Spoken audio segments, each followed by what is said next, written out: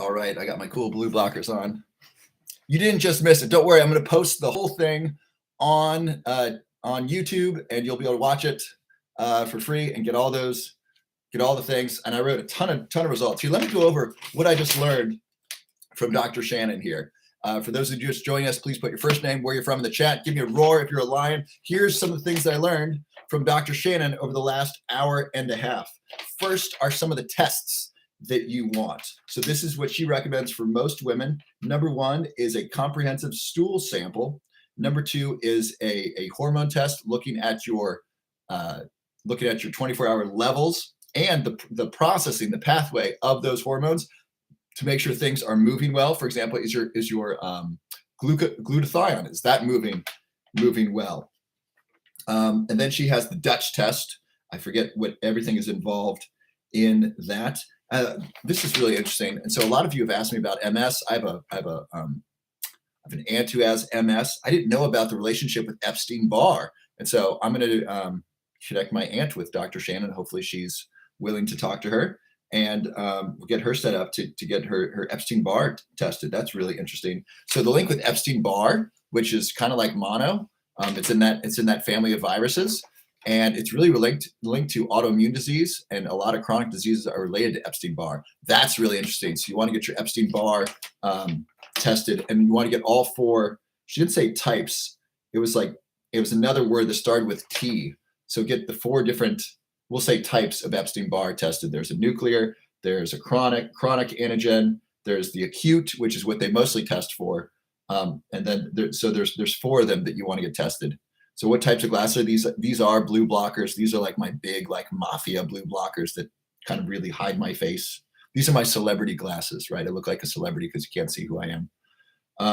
What else do we got here? Oh, adrenals are involved in the immune system. So 50% of the adrenal function is immune, which is really interesting. And so if your adrenals are off, your immune system's going to be off. That's a problem. So you want to make sure your adrenals are handled. And we know this from stress, right? Stress is one of the biggest factors with disease. There's great research that Dr. Daniel Goleman, who wrote Emotional Intelligence and Social Intelligence, he references this in Social Intelligence.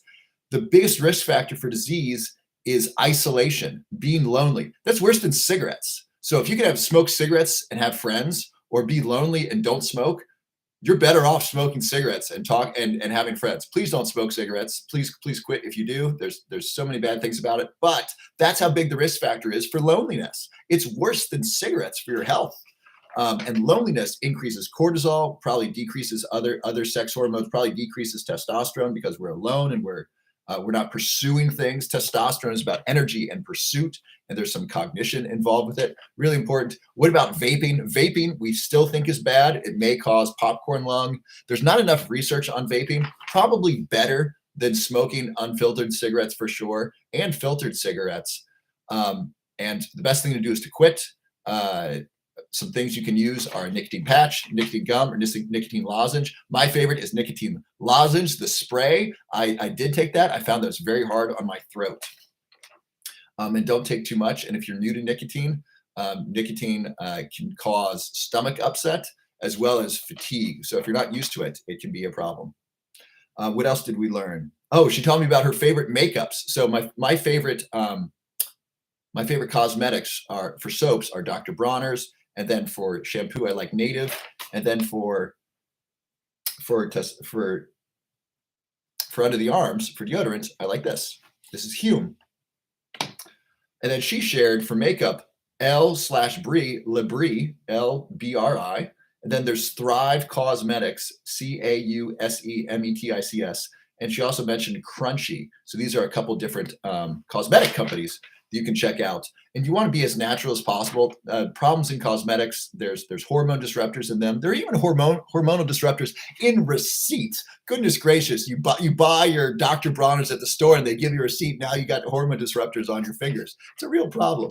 So you want your clean conditioner, clean shampoo, so that way you're not exposing yourself to hormone disruptors. Also sunscreen based in minerals. So think zinc, think titanium. Those are the safest. The other ones with the oxybenzone, I don't know specifically what hormones those interrupt, or if they do. My understanding is that the zinc and the titanium are much safer, especially for children. I saw a woman at the pool and she was putting sunblock on her child, and she had a makeup pad, those soft pads, those soft sponges.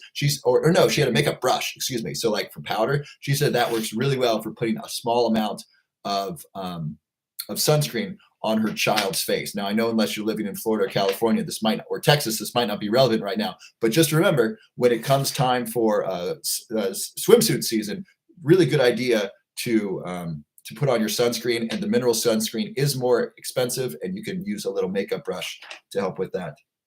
Some other things. So blood tests versus urine tests. So blood tests are just a single point, one data point, whereas a urine test, when you look at it over time, it's 24 hours. That's really important, right? Because you could be testing hormones with blood at a single time, and that's not going to be nearly as helpful or beneficial as looking at them over a longer period of time. Also, the poop test, the comprehensive stool test. If you want to mess with your doctor, say you want your poop tested. Sounds kind of fun. You want the comprehensive one where you're doing it over several days. Most of your gut bacteria, like 95%, is located in your large intestine, your colon. That's where they are, and that's where they eat the fiber that's left in your stool, and that's where they make vitamin K, for example. So really important that you have healthy fiber and healthy gut bacteria, and that's mostly in your large intestine. And so a stool sample can tell you what's in your gut bacteria. By the way, if you want to learn more about the science of your stool, in the book The Body by Bill Bryson, he talks about how your stool is, how many billions of bacteria there are in there. There's a lot, and how much of it is bacteria. It's a very rich sample. The stool sample tells you a lot. Epstein-Barr is related to chronic fatigue and brain fog. That's really interesting. And so this common theme came up. People say, I have brain fog. What do I do? I have migraines. What do I do? And the answer is we want to find out what's causing them, right? So first, we want to make sure we're living healthily, ideally low carb, vegetable heavy diet, getting your proteins from a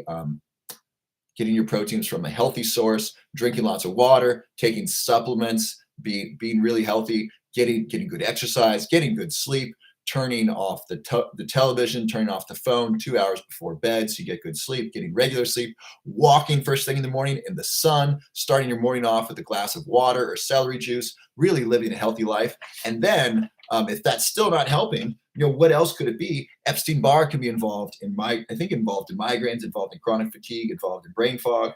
What else for migraines? She mentioned something really interesting. Hashimoto's is also related to Epstein-Barr. So Hashimoto's is an autoimmune disease that's thyroid dysfunction, fluoride consumption in the water, that's related to Hashimoto's. And Epstein-Barr is also related to Hashimoto's. I think she said that like 95% of people who had Hashimoto's disease also tested for Epstein-Barr. That's really important.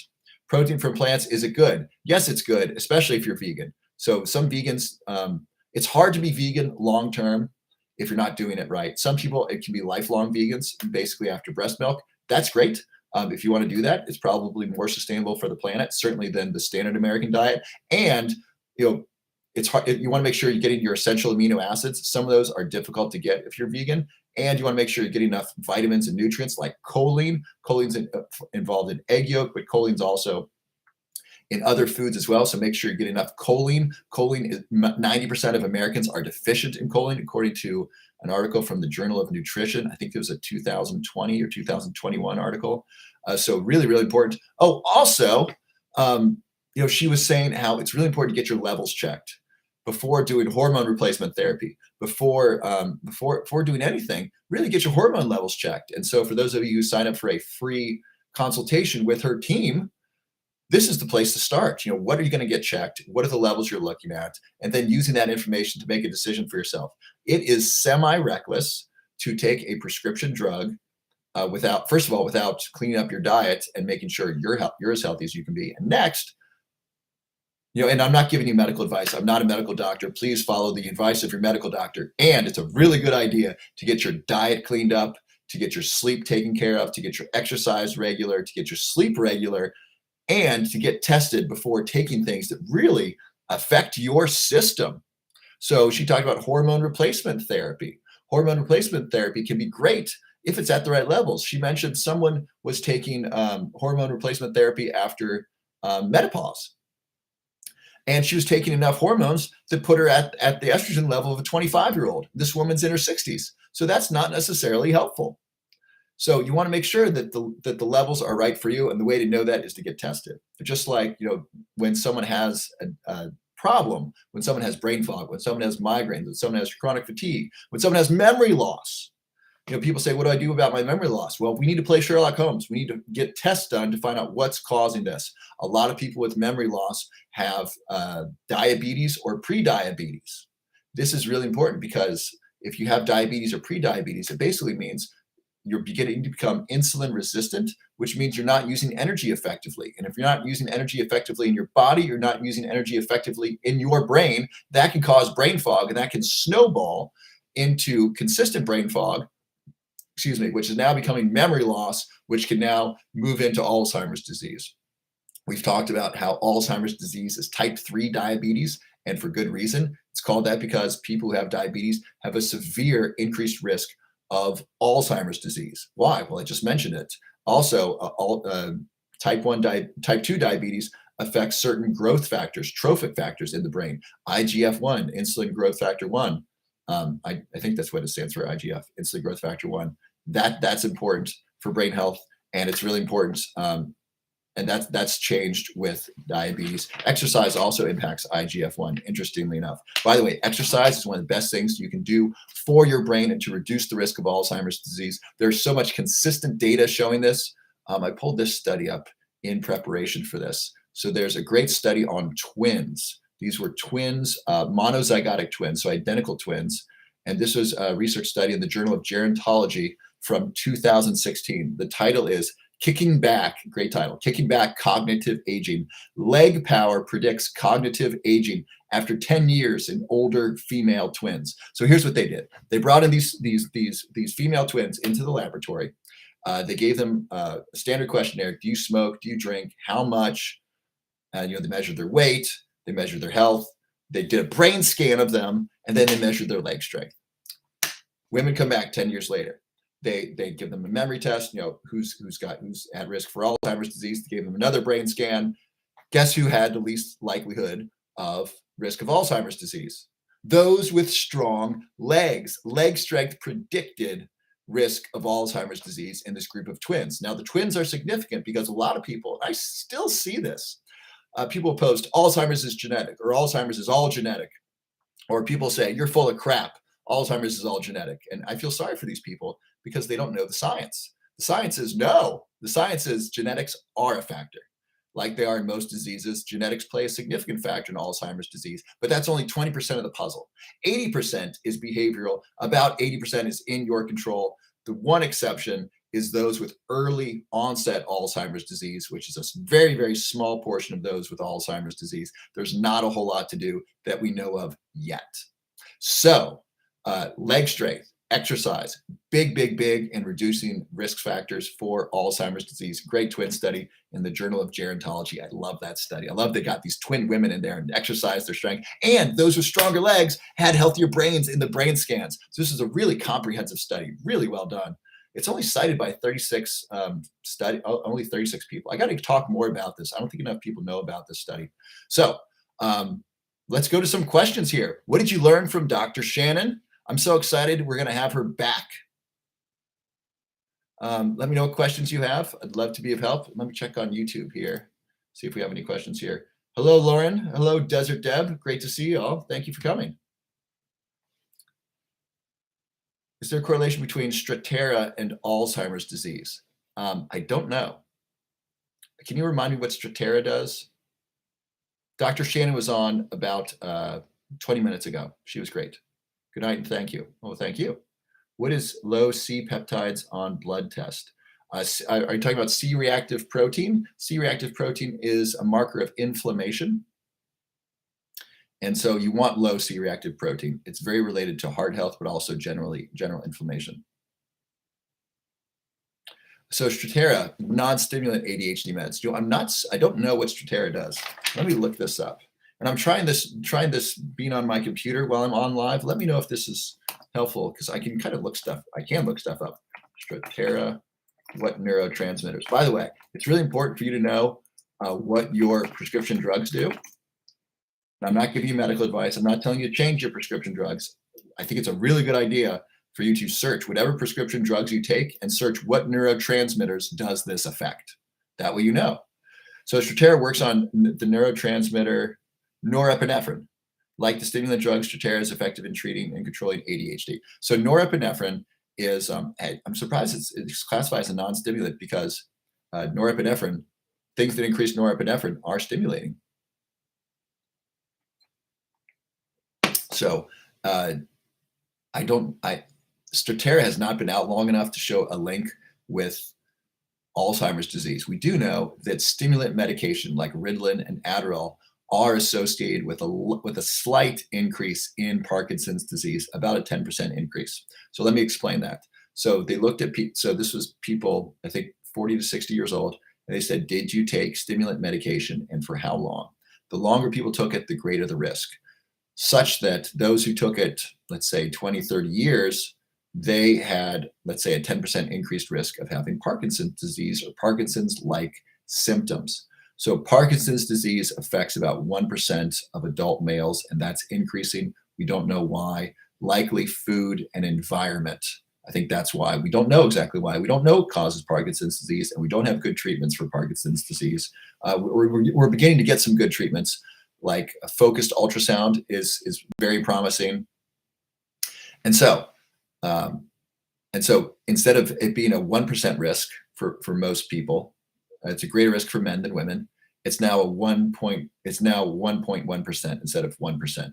So that's not a huge risk, not a huge risk increase. So if you're prescribed stimulant medication and they're helpful for you, please consider continuing to take that. I'm not saying stop taking stimulant medication to prevent the risk of Parkinson's disease.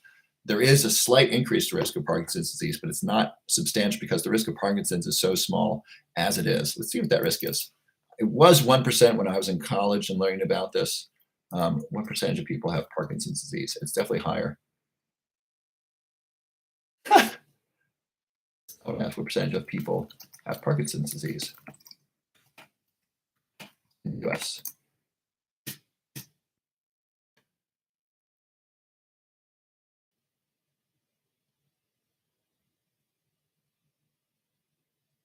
It doesn't give me a percentage. It says 500,000 Americans are diagnosed with PD.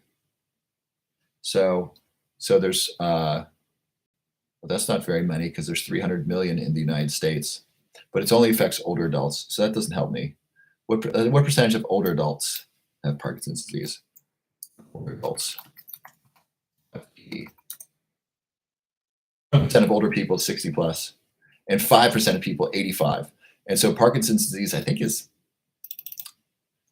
how much Parkinson's disease is men? That's not a sentence.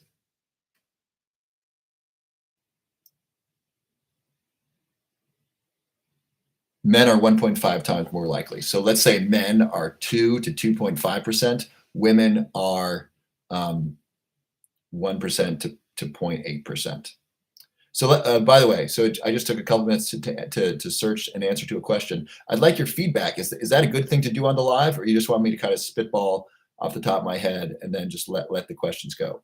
Please let me know in the chat right now. And if you're just arriving, please put your first name, where you're from, and give me a roar if you are an evolved lion. So let me know if you want me to look stuff up while we're on live, or if you just prefer me to just talk with you straight without looking stuff up on the computer.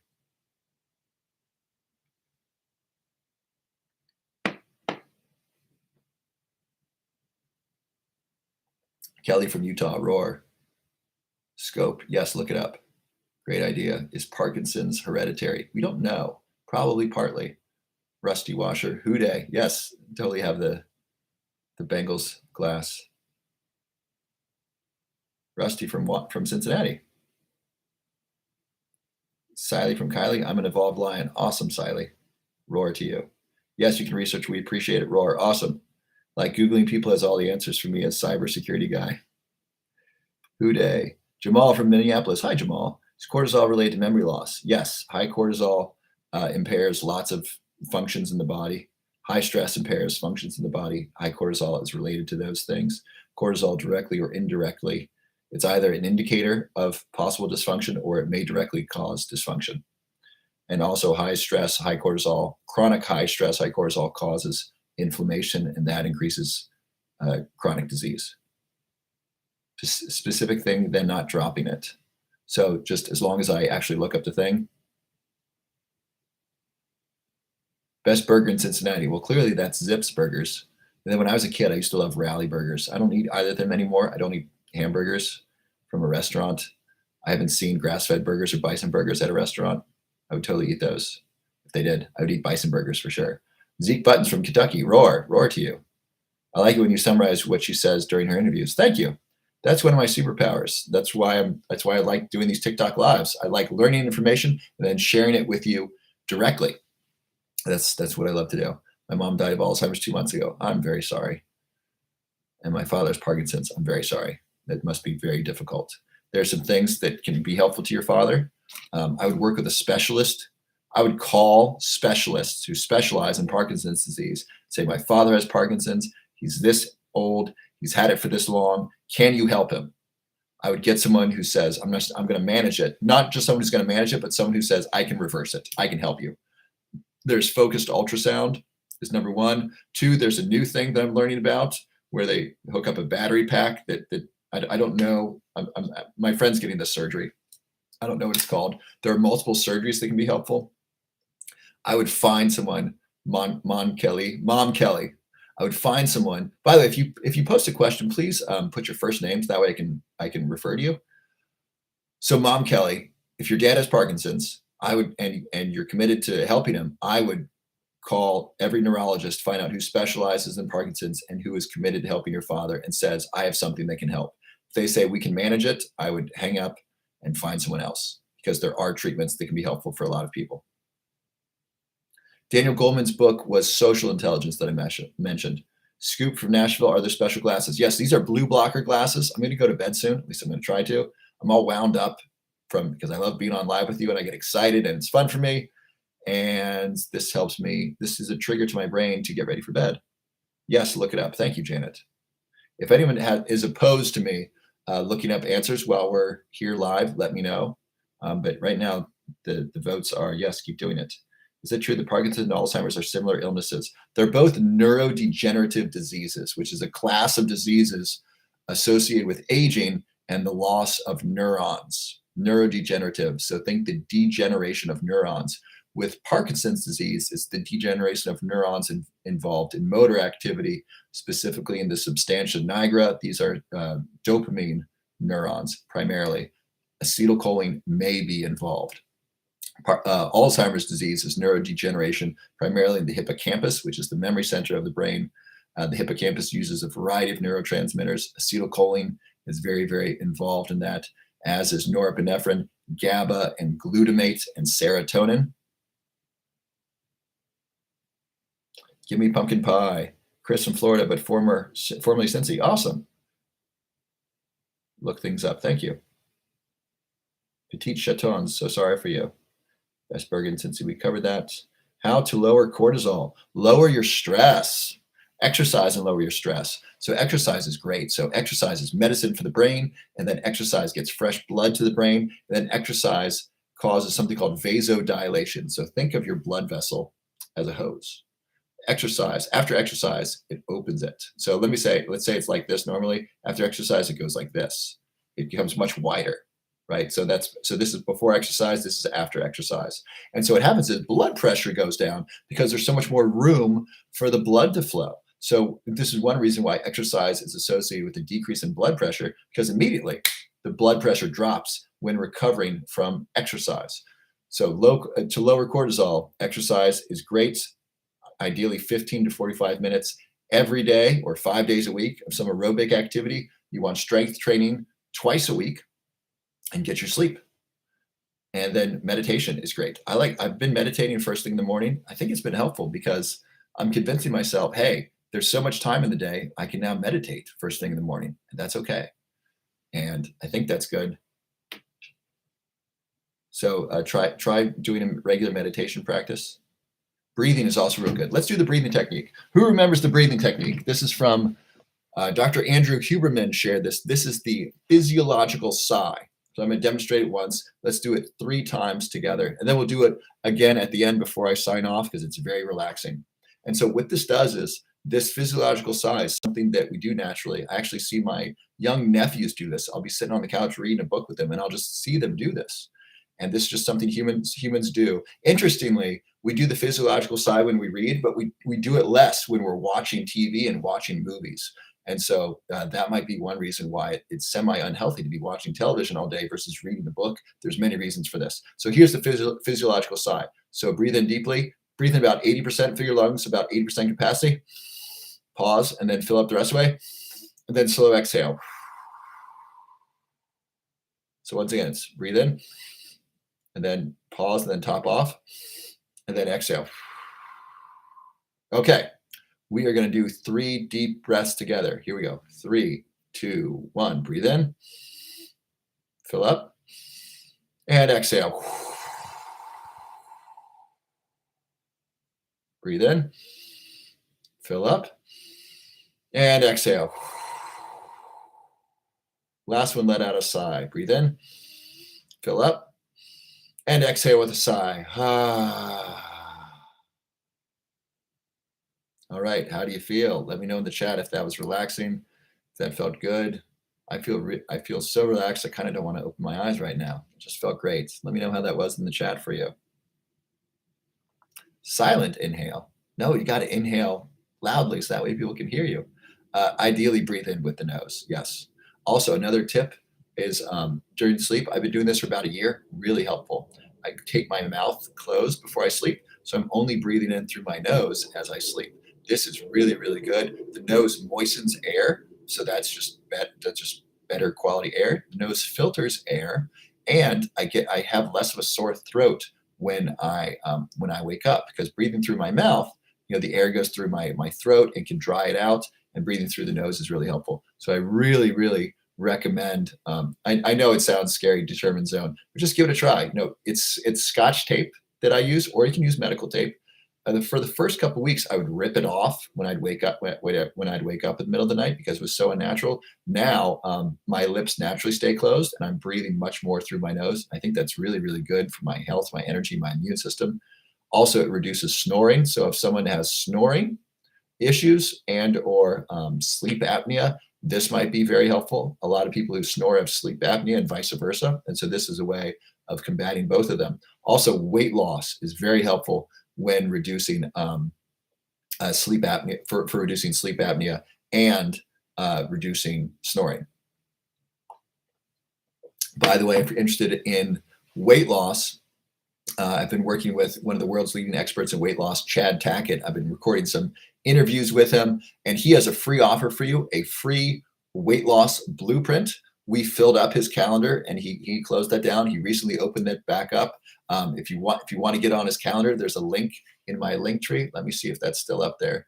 It's called Chad Tackett Free Hormonal Blueprint, and only sign up if you are 100% committed to losing weight and keeping it off, and you're willing to do what's necessary. Meaning you're willing to let go of certain foods, you're willing to exercise, and you're willing to do what's necessary. If that's you, weight loss is one of the best things we can do to reduce our risk of Alzheimer's disease. Weight loss is helpful in reducing the risk of diabetes. Just weight loss reduces the risk of insulin resistance and diabetes. That's big. Diabetes is related to Alzheimer's disease. Losing weight increases the likelihood you're going to exercise. That's super helpful. And so if you are committed to losing weight and keeping it off, there's a link below my profile to schedule a call for a free weight loss blueprint with Chad Tackett and his team. I think he mentioned he has 8 slots available. And so if you want that and you're committed to that, only sign up, please, if you are super committed, because we want to make sure that these slots go to the right people. He has a very limited calendar, and he's opened this up to my followers, and I really appreciate that. And so if you can do that, please sign up for that and get that free weight loss blueprint. He looks at your hormones, your body type, and your hormone levels, and your hormonal type specifically, and uses that to guide you. And so people with different hormones do better with different foods, do better with different plans, and so forth. All right, let me go through some more questions here. No way taping the mouth for snoring. My husband snores so loud. Try it, petite chaton. Seriously, give it a try. It may take a couple weeks for them to get used to it, but if they don't want to snore, I mean, it takes 5 seconds, maybe 10 if you're going to position the tape really particularly, but 10 seconds to tape your mouth shut. You breathe better. You wake up feeling so much better. It makes such a difference. Just got on what's good for sleep apnea and breathing. One, losing weight. And number two, taping your mouth shut before going to sleep with Scotch tape or medical tape. Can I discuss the glasses benefits? Sure. So these glasses are blue blockers. Blue light is not bad. It's simply bad at night. It's bad at night because it's unnatural. Sunlight has blue light. Blue light during the day is stimulating, and that's beneficial because theoretically we want to be up during the day. Most of us do. That's what our biology, that's what our genes want us to do. At night, we're bombarded with blue light. Right now, the light above me, the computer screen, the phone, all of this is blue light coming to my eyes. That's very stimulating. My genes are not used to this. We did not evolve with blue light hitting our eyes. Electricity is about 100 years old. Actually, let's see how old that is. Any guesses on how old electricity is? Drop it in the chat. How old is electricity? When was electricity invented? I think around 1920. Actually, earlier than that. When was electricity invented?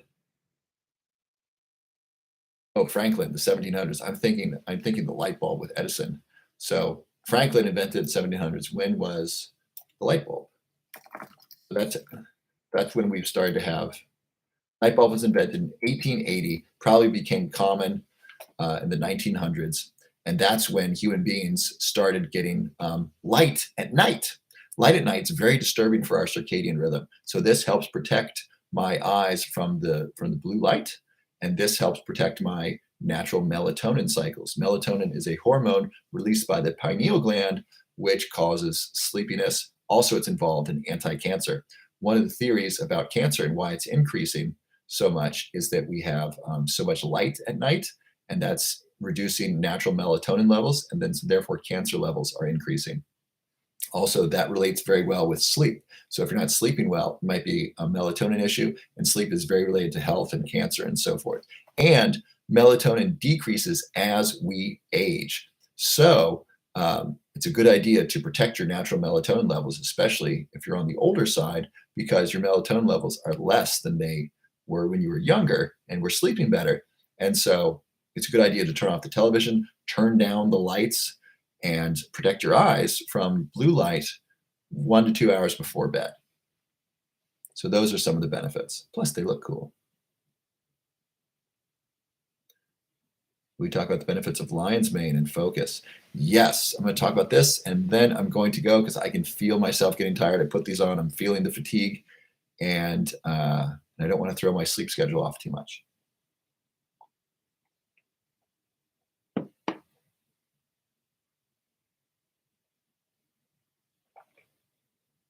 Right, so lion's mane. So lion's mane is a Chinese mushroom. It's been used in ancient Chinese medicine. It's even been used by monks for like meditation, which is really cool. It's something that I read. So lion's mane does a couple of things. One, it's anti-inflammatory, therefore it protects the brain. It's neuroprotective, and it helps the immune system. Things that are anti-inflammatory help the immune system because the immune system, one of its main weapons is inflammation. So if you get a cut, there'll be some inflammation. That's to help protect the area and to keep things from getting in. So it swells it so that way it's harder to get in. When we're chronically inflamed, that's putting our immune system to work all the time. And chronic inflammation can lead to chronic disease because it can cause oxidative stress and damage and inflammatory stress and damage. And it also just is taxing energetically. If we're constantly inflamed on the inside, we're using resources to make that inflammation, and that can be tiring and taxing, and that can run the immune system down. So lion's mane is good for the immune system because it's anti-inflammatory, and lion's mane increases 2 growth factors for the brain: BDNF and NGF. That's brain-derived neurotrophic factor and nerve growth factor. These are growth factors that facilitate the growth of new brain cells and new neural connections. I was just talking with a doctor under one of my videos. He said the brain can't grow new neurons. That is the old science. The new science, the current science, We've known this for several years, and I want to cite the research of Dr. Elizabeth Gould from Princeton. She went back and saw research from the 1960s, and this person was told to shut their mouth. Research from the 1960s showed that certain animals could regrow brain cells, and this doctor, I think they're from New Mexico or Arizona, they were told not to publish their research, that they'd be a laughingstock. And Dr. Elizabeth Gould, she published research in the journals Science and Nature, showing that there is adult neurogenesis in most mammals, except potentially bats and humans. So adult neurogenesis is the growth of new brain cells in an adult developed brain. Before, that was thought not to be possible. I'm sure you remember in high school. I was taught this in high school. You can't grow new brain cells. That is not true. That's not the current science. One thing, if you're going to be a scientist, is you got to understand that facts change. So facts about the brain have changed many times. Facts about Alzheimer's disease have changed. We used to think it was all genetic. Now we know it's not all genetic. In fact, it's mostly behavioral. We used to think it was mostly amyloid plaque. We know amyloid plaque is just part of the deal. There's other things associated with Alzheimer's disease, like inflammation, loss of neurons, loss of synapses, lack of acetylcholine, heavy metals, and so forth. So science changes. And so the current science is that the growth of new brain cells and new neural connections is possible. And BDNF, brain-derived neurotrophic factor, and NGF, nerve growth factor, facilitate the growth of new brain cells and new neural connections. And lion's mane increases both of those. So lion's mane can protect the brain from inflammation, and it can help grow new brain cells. And growing new brain cells can help reduce the risk of Alzheimer's disease. And that's really darn cool. Lion's mane is really fun to take at night because it can affect your dreams. My favorite brand of lion's mane is called Life Cycle, and I will be coming out with my own brand of lion's mane in the next couple of weeks. It'll be a blend of multiple mushrooms that are really good for brain health and overall health as well. Thank you for the hat. I appreciate it. And that is all I have for you tonight. Thank you. I love you. And if you haven't done this yet, I have a free report on my top 10 supplements. It's below my profile. It's my top 10 supplements, and you can download that for free. Just click there. Also, I have a free masterclass on how to prevent Alzheimer's disease. You can get access to that. That's below my link tree as well. I have please, if you're on this call, please just give me 5 minutes, and please sign up for the 5-minute memory test. What we're doing is we're looking at risk factors for Alzheimer's disease and memory loss. It'll literally just take you a couple minutes, 3 to 5 minutes to fill that out. So please fill it out. If you're over age 25 and you speak English fluently, please fill that out. That'd be very helpful to me in my research. I'm going to share the results with you. And if you want to participate in the clinical trial that I'm leading, we are looking at huperzine A, which is a very, very powerful memory supplement that's been studied extensively in China, not very much in the US. And what I want to do is do some research in the United States and publish that research to show how much it affects memory. The cost to participate is $500. That pays for 6 months of the study supplement plus 2 other supplements, so 3 total, and memory tests. And if you want to participate in Alzheimer's disease research, or just want to donate and help, or you want to apply to participate, click the huperzine A memory study underneath my link tree in my profile. Be super helpful. And thank you for being here. It's fun. I think I've been on almost 2.5 hours. This is just a great way. I'm 25. Yes, you can still fill that out. Thank you. That'd be helpful. I don't have a link to the glasses. Just search for blue blockers. I have a cool pair that's like aviators. I'll wear those. Those are really cool. I love those. Those I'll wear out to like parties if I'm partying late at night, and I'll wear like the blue blockers. And so the bright lights don't hurt me as much. So find some blue blockers that you like. My mother got some really cute ones. We're like shopping on Amazon for them. I'm like, Mother, you really need blue blockers. She's like, ooh, these are some cute ones. Let me get this. And she bought like 5 pairs and checked it out. So, these are just regular blue blockers. If you want the top notch, I did do some marketing work for this company. So I wrote about their blue blockers. Full disclosure, I don't have a financial connection to them right now. Are the blue blockers from Dave Asprey. They are the true dark glasses. There's the day walkers and then the nighttime ones. The nighttime ones are what you want. They're rather expensive and they're really, really powerful. So if you want the very, very best blue blockers, check out Dave Asprey's brand. And then the day ones are good for using the computer. Awesome. Thank you. I love you. God bless you. Thank you so much. And then if you haven't gotten it yet, seriously, please watch the free masterclass on preventing Alzheimer's and get the free report on the top 10 supplements. I put that together for you because I really want to give you something valuable. And I'm going to stand for just one more moment. I want to ask you, what next free report do you want me to put together for you? I want to put things together for you that are really valuable for you. And I want to make sure that I'm giving you the best stuff. So one thing I was thinking about was making a list of my favorite documentaries, especially on food.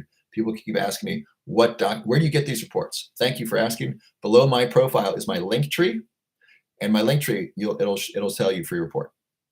So that's where you get those. So what free reports or what videos, what master classes do you want me to make to that I can give you? Because I want to make sure that I'm putting out the best stuff. So the list of documentaries, would that be helpful? So I've been listening to and watching a lot. I've been learning a lot. So I'll share those, especially the food documentaries. Great. Anything else? Foods to consume and avoid. That's great. So documentaries, foods to consume and avoid. What else? And I'll make these in the next 2 weeks, and I'll put them out there for you.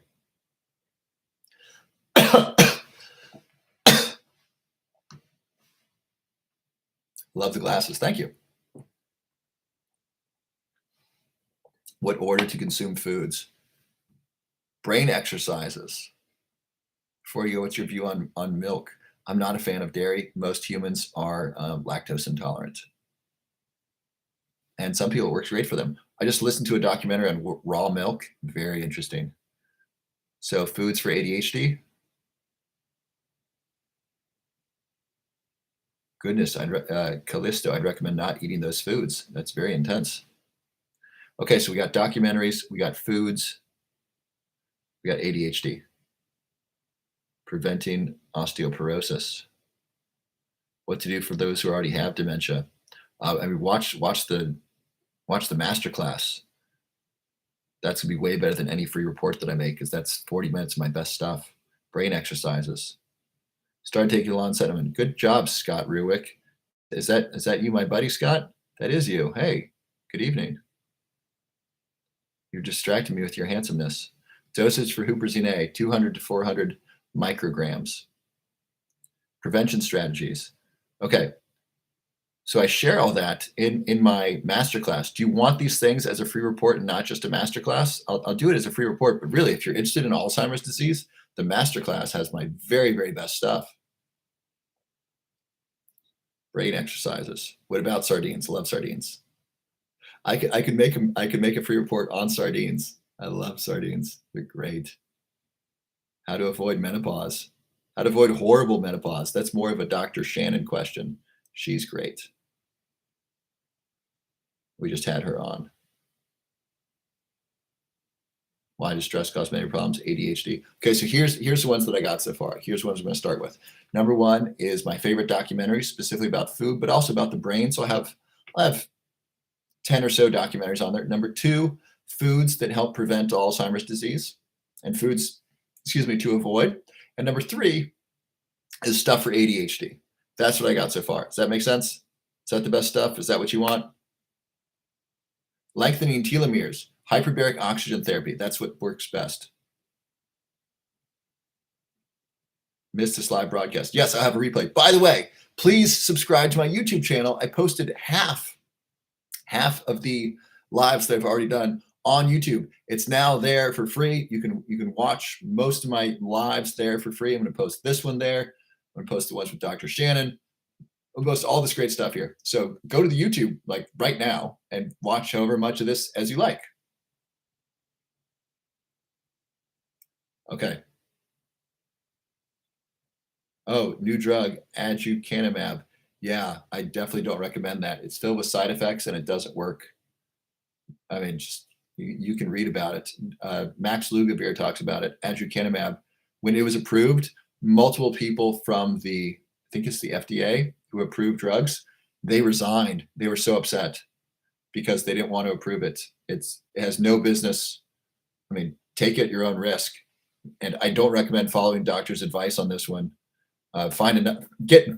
If you're going to take aducanumab, get at least 3 different medical doctors to tell you that. 3 different people who are seriously up to date on the data. I would not take this just on the advice of one doctor. Get a second and third opinion. It's very dangerous. It doesn't help.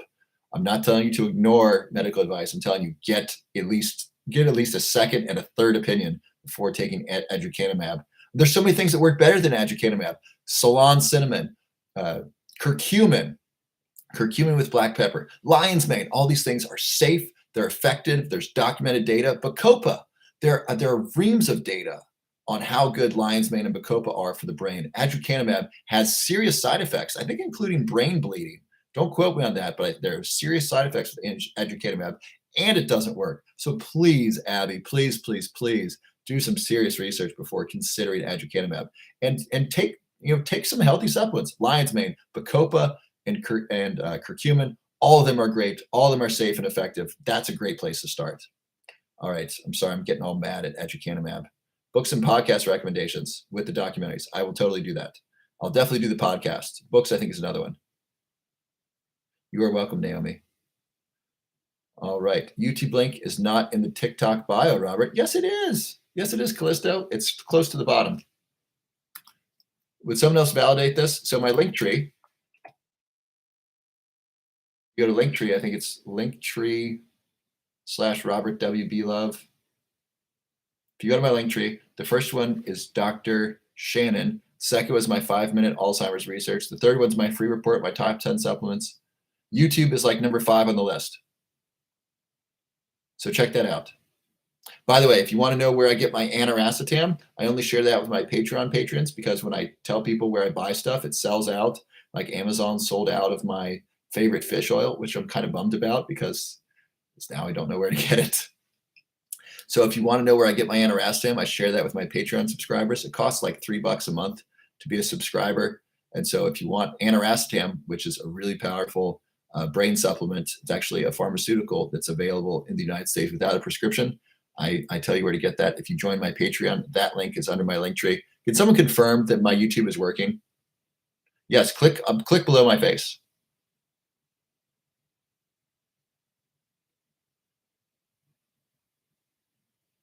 You're welcome, Abby. YouTube is definitely there. Great. So this live and the other lives are going to be on YouTube. And so check those out. Please watch some of those. How many do I have there? I have like 10 at least. Spent Thursday and Friday last year posting these. Oh, I can't check right now because I'm on YouTube live right now. Sorry. Okay. Awesome. Thank you so much. I love you. God bless you. You rock. I will see you. The Patreon subscription is however long you want to do it. You can do it for a month. You can do it for a year. You can do it for whatever. I will be back here tomorrow night at 9:15, and then we'll bring back Dr. Shannon next month, and then Chad Tackett will be a guest coming up soon as well. He is an expert in weight loss.